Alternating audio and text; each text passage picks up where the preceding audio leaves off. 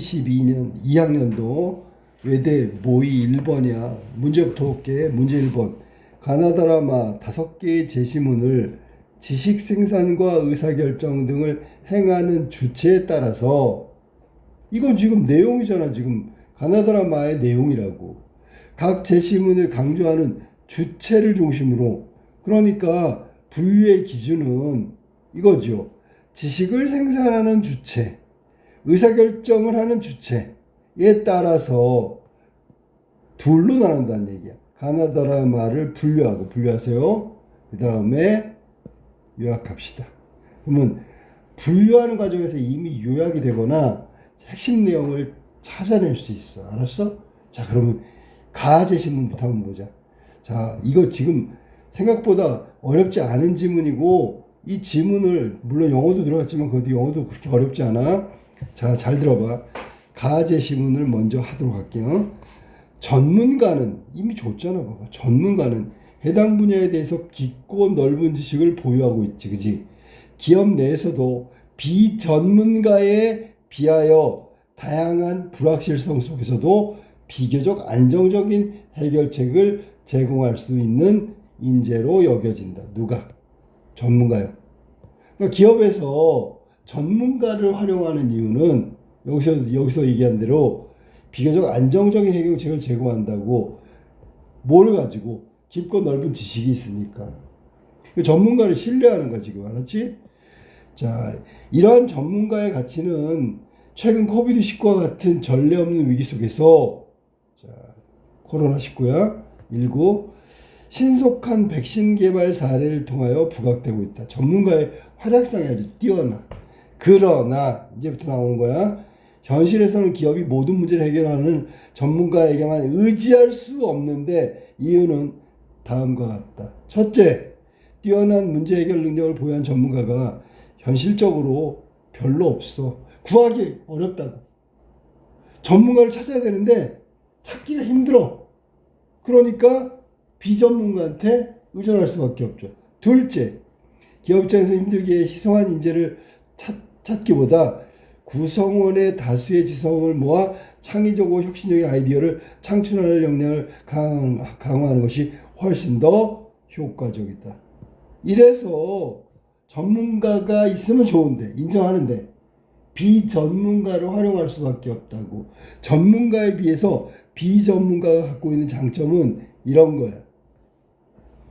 됐죠? 둘째, 이게 이제 간단히 얘기하면 전문가의 희소성이다. 현실적으로 구하기가 너무 어렵단 말이야. 둘째, 오늘날 기업들은 산업 간의 융합과 예상치 못한 경쟁자의 등장에 극심한 변환기에 노출돼 있어. 이런 환경에서 아무리 뛰어난 전문가라 해도 모든 상황을 고려하여 의사결정을 내리기는 불가능하다. 현실적으로 불가능하다. 모든 상황을 고려해서 의사결정을 내리기가 불가능하다. 이게 이제 전문가라고 할지라도 불가능한 상황이야. 자, 이거 잘못했네. 자, 파란 걸로 해야지. 전문가가 현실적으로 희소하다. 모든 상황의 전문가가 합리적 결정 내리기는 좀 불가능하다. 따라서 다수의 생각을 활용하여 조직 전체 차원에서 탐색의 범위를 넓히고 시각을 유연한 시각으로 강화하는 것, 이게 비전문가를 통해서 가능하단 말이지.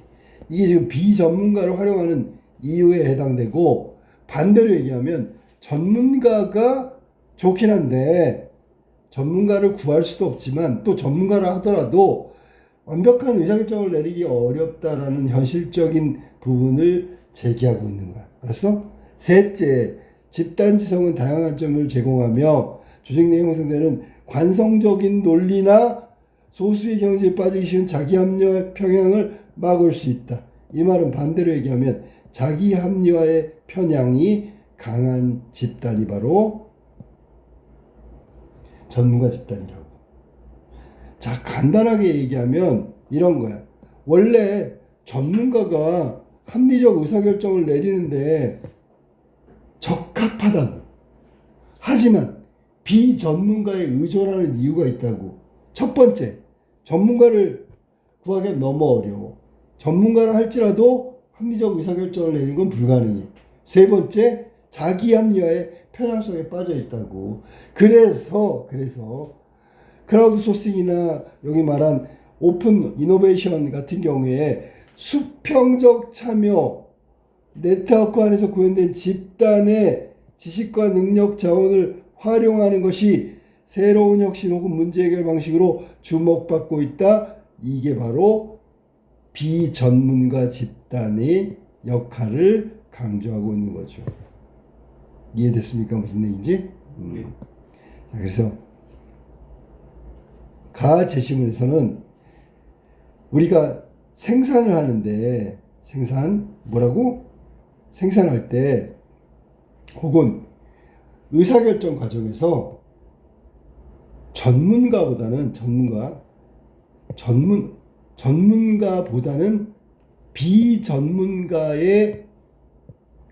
비전문가의 어떤 역량이나 가치 능력이 더 중요하다고 얘기하는 거야. 주체가 누가 돼야 된다고? 비전문가가 돼야 된다라고 이야기하는 제시문이야. 알았지요? 가는 비전문가 이야기를 했다. 나는 지금 영어 지문이거든. 영어 지문. 이것도 마찬가지. 영어 지문도 그렇게 어렵지 않기 때문에 우리가 확인 한번 해볼까? 자, 영어 지문 해석했으니까. 자, 위키피디아 같은 크라우드 소스들, 여기에는 자, 위키피디아 같은 크라우드 소스, 이 방식에는 자, 뭐가 필요하냐면 가장 중요한 게 뭐냐면 우리가 보통 요거죠. 요걸 뭐라고 해석할까? 뭐하고 뭐 사이에, 이게 비전문가와 전문가 사이를 말하는 거야. 이거 구별이 크다? 굉장히 차이가 난다, 그런 얘기야. 일반인과 전문가 사이는 굉장히 사실은 중요하지만 이게 차이가 현격하게 나타나고 있단 말이야. 그러니까 전문가하고 비전문가는 수준 차이가 난다는 얘기야. 이해됐지, 맞지? 그런데 중요하긴 한데 위키피디아 같은 아웃소스의 어떤 프로젝트 기획에서 아주 중요하긴 한데 전문가하고 비전문가의 차이가 너무 난단 말이야. 자, 잠깐만. 차이가 나는 게 아니라 차이가 안 나기 때문에 구별하기 어렵다고. 미안해. 해석을 잘 반대로 했잖아. 그러니까 이 오픈소스 같은 경우에는 다수의 비전문가하고 전문가 집단하고 있을 때 다수의 비전문가가 참여하는 게 위키피디아잖아. 그지? 이게 위키피디아를 보면 전문가하고 별 차이가 없는 것 같아. 라는 느낌이 들어. 이해됐죠? 자, 그럼 왜 차이가 나지 않냐면 비전문가 집단이 글을 쓸 때는 있잖아. 자, 전문가 집단하고 다르게 비전문가 집단이지만 얘네들은 자기가 좋아하는 걸 쓴단 말이야. 그러니까 좋아한다는 건 많이 알고 있다는 뜻이야. 그러니까 일정 수준 그 분야에 대해서는 전문가 못지않는 지식을 갖고 있다고. 근데 전문가는 이것 말고 다른 부분에 골고루 굉장히 많은 지식과 정보를 갖고 있겠지. 근데 위키피디아의 요것에 해당되는 글을 작성하는 비전문가들은 요 점에 대해서는 잘 알고 있다고. 그러니까 써놓으면 마치 전문가가 써놓은 것 같아서 전문가하고 비전문가 구분이 어렵다고. 됐어? 자, 영국의 엘러스테어 쿡이라는 사람이 뭐라고 얘기했냐면 이렇게 얘기했어. 전문가는 우리가 어떤 일에 대해서 가장 잘 알고 있는 사람을 말하지, 그지? 자, 그것을 좋아하지 않아도 그 분야에 대해서 잘 아는 사람이야. 위키피디아의 비전문가들은 그 글을 작성하는 사람들이 그 분야를 좋아한다고, 마치 취미처럼. 그러니까 그 분야에 대해서 너무 좋으니까 거기에 대한 지식도 많고 그래서 그 분야만큼은 전문가 못지않은 글을 쓰는데 실제로 전문가라는 사람들은 그 분야를 좋아하지 않더라도 굉장한 지식을 갖고 최고의 지식을 가지고 있다고. 이해됐습니까? 무슨 말인지? 그러면 취미가 우리가 보통 취미가 직업이 될 수는 없잖아. 직업은 직업일 뿐이지. 비전문가의 취미가 위키피디아에 작성한 글이 직업적 글은 아니잖아. 그지? 자기가 좋아하는 분야고 알고 있으니까 쓰는 거잖아. 근데 전문가들은 그 분야에 대해서 아는 지식과 정보가 직업이야. 그렇다면, 저 비전문가들이 아무리 열심히 쓴다고 하더라도 전문가가 써놓을 때의 지식과 정보를 과연 100% 대체할 수 있을까? 그건 불가능하다고. 이 말은 결론이 나왔죠? 전문가의 중요성을 말한 거죠. 전문가가 위키피디아 같은 아웃소싱 그런 것에는 기획에는 전문가가 적합하다. 이해됐죠? 지식 생산에 전문가의 역할을 강조하고 있는 거예요. 가는 비전문가가 주체가 될 수 있다라는 거 그걸 강조했다면 나는 전문가의 역량을 따라올 수 없는 게 비전문가다. 그러니까 전문가의 역할을 중시하고 있는 거라고. 그래서 가나가 분리되는 거야. 지식 생산과 의사결정 과정에 주체적 역할을 담당하는 게 가는 비전문가도 괜찮아. 하지만 나는 전문가가 해야 된다고 얘기한 거야. 둘은 나눠야 되겠죠. 그 다음에 세 번째가 프랑스의 수학자 콩도르세. 이 사람은 다수결을 바탕에 둔 의사결정자. 다수결의 바탕을 둔 의사결정이 사회 전체적으로 올바른 결정을 이끌어냈음을 통계학적 입장에서 뒷받침해서 정리하고 발표했어. 그러면 다수결, 사회 전체적 의사결정을 이뤄낸대. 그러면 다수가 참여한다는 얘기는 전문가와 비전문가를 따진다면 다수가 누구야? 비전문가잖아. 이건 비전문가들이 함께 모여서 우리가 보통 집단지성이라고 하는 이 사람들의 공통된 생각을 토대로 해서 의사를 결정하면 합리적 의사결정이 되는 거니까 여기 모든 분야의 전문가가 참여할 필요 없고 전문가의 역할보다는 비전문가의 역할이 훨씬 더 중요하다는 걸 통계학적으로 정리하고 발표했다 그런 얘기야. 됐죠? 더 읽을 필요도 없어. 내용상 따진다면. 자, 전문가가 아니기 때문에 어떤 문제에 대해 개별 선택할 경우 오류가 발생한다. 하지만 이게 중요하죠. 다수의 의견을 모았을 때 통계학적으로 대수의 법칙처럼 정답에 가까운 답을 선택할 확률이 높아진다. 비전문가의 다수를 말하는 거야.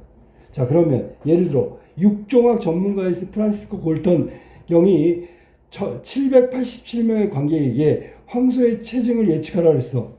그들 중 정확히 값을 맞힌 사람은 단 한 명도 없었지만 그들의 예측은 평균값은 황소의 실제 체중과 거의 일치했죠.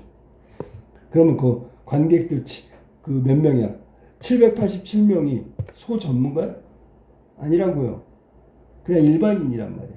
근데 대수의 법칙처럼 대부분의 사람이 얘기했던 체중이 실제 체중하고 근사체에 가까워졌다. 자, 골턴경은 자신이 전문 지식보다는 군중 의견의 평균값이 더 정확하다라는 이 군중이 바로 비전문가를 말하는 거예요. 자, 이 사람들의 어떤 뭐랄까 전문적 지식 없이 일반적인 어떤 시각 아니면 추측 이게 오히려 평균값에 더 정확하게 맞았다는 얘기니까 비전문가를 강조한 거라고. 그래서 가하고 지금 한 게 라지 그지? 아 다구나. 다네. 벌써 했네. 자, 그러면 가다 말고 라로 한번 가볼까? 1986년 4월 26일 소비에트 연방 체르노빌 원자력 발전소에서 폭발 사고가 발생했어. 사고 직후에 원자력 전문가 펠르랭 교수가 이끌던 프랑스 보건부 산하의 방사능 보호센터에서는 체르노빌 원전 사고에 따른 방사능 유출에 의한 국토 오염 가능성을 조사한 뒤 위험성이 전혀 없다고 공표했다. 이를 토대로 프랑스 정부는 유럽의 이웃나라와는 달리 원전 사고와 관련된 어떠한 보호 조치도 취하지 않았어. 누구? 전문가의 의견을 반영했죠. 이해됐지? 전문가의 의견을 반영해서 어떠한 조치도 취하지 않았대. 이러한 상황에서 일부 과학자들은 방사능에 관한 조사 정보를 제공하는 독립기구를 설립하여 정부와 원자력 로비 집단의 거짓을 폭로하고 시민들에게 핵에너지의 위험성을 알리는 계몽활동을 시작했어. 이에 시민단체들은 대중의 알 권리 충족을 위해서 관련 정보를 투명하게 공개할 것을 지속적으로 요구했단 말이야. 프랑스에서 핵이 가장 밀집한 두 지역에 사는 주민들은 핵과 관련된 정보를 기밀로 유지하는 것을 문제 삼으며 여러 경로를 통해서 대중의 관심을 촉구하는 데 앞장섰어. 이를 계기로 1986년 여름 프랑스의 노르망디와 론 알프스 지역에서 이게 두 군데가 가장 밀집된 곳이야. 방사능과 핵에 관한 정보를 알 권리, 방사능으로부터 보호될 권리를 표방하는 두 개의 비영리 단체가 창설됐다. 자, 이들은 모두 원자력 전문가가 아니라 일반 직장인, 일반인들이야. 일반 시민. 두 단체는 창립 초기부터 국가 전문가에 대항하여 비정치적이고 독립적인 단체로서 활동하면서 어떠한 정당, 연구단체, 산업체도 연결되기를 거부했다. 또한 방사능 측정에 특화된 실험실을 자치적으로 운영하면서 중앙집권적인 원전 체제에 독점적 영향력을 행사하던 공공기관의 전문 지식으로부터 자율성을 획득했다. 그러니까 자율성을 획득했다는 얘기는 거기에 뭐 의뢰하거나 그들의 발표나 논문이나 그걸 의지하고 그런 거 안 했다는 얘기야. 독자적으로 핵에 관련된 안전성의 확보에 위한 시민운동을 했다는 얘기야. 이들은 모두 시민이지, 일반 시민, 비전문가들이야. 이러한 사례에서 과학기술과 해당 분야의 전문가가 누려왔던 지위에 대한 인식의 변화를 보였다. 왜? 전문가도 아닌데 잘하거든. 근대사회 이후에 과학이 정치적 중립적인 것으로 간주되면서 과학은 중립적이다. 어디에 편에 있으면 안 돼. 오직 전문가만이 과학을 이해할 수 있고, 따라서 과학과 관련된 정책은 전문가 집단의 판단에 맡기는 것이 최선이라고 하는 생각이 지배적이었지만 그거 틀렸다고. 전문가가 아니었다는 얘기. 일반 시민도 얼마든지 에너지, 환경, 의료, 개인의 삶과 밀접한 분야에서는 잠재적 위험을 조사하고 있는 현대사회에서 일반 시민들의 적극적인 참여 역할이 증대되고 있어 정치적으로도 적합한 지식 생산이 가능하다. 전문가가 아니더라도 비전문가의 지식 생산은 가능하다. 라가 되겠네. 됐어? 마로 가볼까? 마는 그러면 하나밖에 안 나왔으니까 전문가를 옹호하는 이야기가 돼야 되겠지. 자, 시민보다 직접 참여하는 정치체제로는 이상국가를 만들 수가 없다. 아테네의 민주정은 무법하고 거의 무정부적인 체제, 즉 중우정치다. 어리석은 민주, 중우정치야. 아테네 시민들 말하는 거고, 방종을 자유로 착각하여 제멋대로 사익을 추구하고, 자, 아테네 시민들이 자유라고 외치는 건 다 방종이고요. 개인적 이익만 추구했어. 원칙 없이 상황에 좌우된다. 원칙 없는 상황. 그러면 일관되지 못하다는 얘기지. 이들은 또한 국가 경영에 관한 자신의 무지 내지는 무능을 솔직하게 인정도 하지 않아. 무지무능을 인정하지 않아. 이상국가는 구성원 모두가 각자 맡은 바 임무를 수행하여 다른 구성원의 임무에 회방하지 않는 정의로운 국가다. 자, 이상국가는 이런 정의가 실현되는데 뭔데? 각각의 역할이 있고요. 다른 사람의 임무를 방해하면 안 돼. 각각의 임무를 수행하는 거고, 각자 임무를 수행하고 다른 사람의 임무를 방해하지 않는 게 이상국가, 정의로운 국가라고 얘기했어. 이상국가 구성원은 각 계급마다 적절한 역할이 주어지며 이건 나눈 거란 말이야. 딱 느낌 오지, 그지? 비전문가가 해야 될 일과 전문가가 해야 될 일이 따로 있다고. 근데 비전문가, 여기서 말한 아테네 민주정은 개판이라고, 개판. 얘들이 왜 그런 줄 알아? 무지하고 무능하고. 그 다음에 자유를 자유라고 외치지만 실제는 방종이고. 그렇다면 정치를 하거나 정치에 정치적 권력을 가져서는 안 되는 사람들이 권력을 가진 거야. 그러면 정치는 누가 해야 된다고? 정치 전문가가 해야지. 역시 나처럼 전문가의 역량을 강조하고 있는 거야. 특히 지식 생산과 합리적 결정. 이건 정치니까 합리적 결정에 다수결이 아니야. 직접 참여하는 게 좋은 게 아니야. 각자 맡은 바 역할을 다 하고요. 그 맡은 바 역할의 정치적 영역은 전문가가 담당해야 된다고. 그 얘기하고 있는 거야. 자, 그들이 속한 계급에 적절한 덕목이 있다. 지혜, 용기, 절제 및 정의. 자, 사주덕이라고 하는데 제일 중요한 덕이 바로 네 가지야. 그 중에 지혜는 완벽한 수호자들, 머리겠지. 이성 소수자들이야.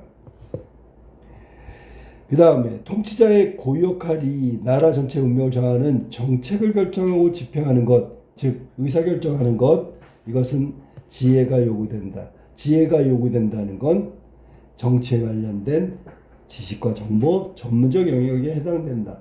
그 사람들이, 소수의 사람들이 통치해야지만 안정되고요. 여기 위에 나온 대로 무정부에서 정부의 어떤 안정적 상태가 된다고. 따라서 통치자는 지혜를 사랑하는 사람 혹은 철인이라고 했고요. 철인은 소수의 통치 전문가야. 라니 이들이 정책을 결정하고 집행을 해야 된다고 얘기하는 거야. 그러면 이건 뭐라 그래? 철인 정치라고 하죠. 플라톤이 말한 철인 정치야. 불러봤다 하다. 이러한 통치자를 키워내기 위해서 우수한 방법이야. 우수한 전류를 뽑아 체계적이고 전문적인 교육을 시켜. 철인이 통치자가 되거나 아예 통치자가 현재 통치자가 진정으로 지혜로움을 사랑하게 된다면 가능하겠죠. 근데 하지 않는 한 국가에 있어서 인류 전체에 있어서 악은 종식되지 않기 때문이다. 그러면 악이라는 게 이게 문제야, 문제. 혼란과 갈등, 정치적인 어떤 무지 이런 것들 다 해결하는 방법이 뭔데요? 위에 말했잖아. 철인이어야 된다. 소수의 통치자. 그러면 그 사람들을 특화된 사람들이니까 전문가라고 얘기하죠. 전문가가 정치적 의사결정 과정에 주체가 돼야 된다. 소수의 엘리트 통치자, 지혜를 사랑하는 철인이 돼야 된다. 그러니까 여기서는 전문가의 역할을 강조한 거야. 그래서 나하고 지금 많은 전문가의 역할을 강조한다. 이렇게 두 그룹으로 분류할 수 있다고. 알았죠? 좀 확인해 보자. 가나 드라마 5개의 제시문 중에서 지식 생산과 의사결정 과정, 이건 전문성이고 사실은 이거는 정치적 의사결정을 의미하는 거야. 알았지? 그래서 지식 생산과 의사결정 과정에서 전문가가 혹은 비전문가가 주체 역할을 담당하느냐, 그 차이에 따라서 전문가의 경우가 나하고 마제시문 이렇게 하나를 묶이고, 비전문가가 가다라 이런 식으로 묶인다는 얘기를 하면서 분류할 수 있다. 그래서 첫 번째 요구한 분류에 관한 거, 나하고 마 전문가, 그 다음에 여기서는 가하고 다하고 라 비전문가 중심. 그러니까 지식 생산하고 의사결정하는 과정에서 담당하는 주체가 누구냐에 따라서 이렇게 둘로 나누고, 먼저 나부터 한번 볼게. 지식인. 자, 나는 문제 해결 능력에 대한 일관성과 신뢰성을 가지고 있어. 그게 바로 전문가야. 그 역할을 대체하기는 어렵다. 이 말은 전문가가 해야 된다라는 전문가의 역량을 강조하는 게 나제시문이고, 자, 그 다음에 하나 더. 마는 이 나하고 하나 더 마는 아테네 시민들의 중우 정치에 대해서 중우 정치를 비판하면서 정치적 의사결정의 주체로서의 전문가인 소수 통치자, 이게 바로 전문가라고 생각하면 돼. 적합함을 강조하고 있다. 그래서 여기 나하고 마는 전문가가 의사결정 지식 생산에 철저하게 중심이 돼야 한다는 얘기를 한 거고, 그 다음에 반면에 가의 경우에는 현실적으로 전문가를 확보하는 건 어렵다. 그러니까 비전문가가 담당해야지. 유연한 시각이 필요하다. 전문적 영역이긴 하지만 그래도 어떤 지식의 어떤 그 활용도 면에서 본다면 모두 참여할 수 있는 것이 더 유연한 사고가 아닐까. 그리고 자기 합리화를 방지하는 측면에서 자기 합리화를 강조하고 있는 것을 막기 위한 방편으로서 여러 사람, 즉 비전문가 집단이 거기에 중심이 되는 게 적합하다고 하는 게 가제심은. 다제심은 대수의 법칙처럼 다수의 의견이, 즉 비전문가인 다수의 의견이 오히려 전문가보다 정답에 가까워질 수 있다는 그런 점을 밝히면서 비전문가 집단의 능력을 인정하고 있다는 얘기는 결국 비전문가가 주체가 돼야 된다, 그런 얘기야. 마지막으로 라 제시문에서는 비전문가 집단의 노력으로 그 핵 문제에 관련된 진실에 접근이 가능하게 되었으며 전문가 영역을 충분히 대체할 수 있음을 보여준다. 비전문가의 능력을 보여준 것이다. 그래서 이 두 그룹으로 나눴고요. 두 그룹을 나누는 게 첫 번째 우리가 해야 되는 거고, 두 번째 해야 되는 것은 각각의 제시문에 갖고 있는 핵심적인 내용들을 요약하는 거야. 그래서 전문가 집단은 대체하기 어렵다가 전문가가 중심이 돼야 된다는 거. 마처럼 다수가 모인 중우정치가 혼란, 부정, 뭐 이런 것, 무능, 무지 이런 걸 비판하면서 정치적 의사결정이 누가 해야 되는 거냐면 소수의 통치자, 즉 전문가 집단이 해야 된다는 걸 강조하고 있다. 자, 그리고 반면에 제시문 가에서는 현실적으로 전문가를 활용하기가 어려워. 두 번째, 유연한 시각이 필요한데 전문가들은 좀 고지식해. 뭐 이런 거. 그다음에 자기 합리화하는 것을 막기 위해서 다수의 비전문 집단을 활용하면 이런 세 가지의 첫 번째, 두 번째, 세 번째의 문제를 해결하니까 비전문가가 훨씬 더 적합하다고 얘기하는 거고, 다제시문에서 다수의 의견이 오히려 정답에 가까울 수도 있어. 전문가는 그 분야의 전문가이긴 하지만 다수도 충분히 이 역할을 할 수 있다. 그렇다면 꼭 전문가가 할 필요는 없고 다수인 비전문가 집단의 능력을 인정하면서 활용하는 것도 필요하다. 그런 얘기를 한 거야. 자, 그 다음에 나에서처럼 비전문가 집단의 노력으로 그 핵 문제에 관련된 진실에 접근이 가능해졌어. 그러면 원래는 전문가 영역이었는데 충분히 비전문가들이 대체할 수 있다. 이 말은 비전문가가 의사결정, 지식의 생산의 중심 주체로도 충분히 가능하다는 걸 보여준 사례에 해당된다. 이렇게 간단하게 정리하면 돼.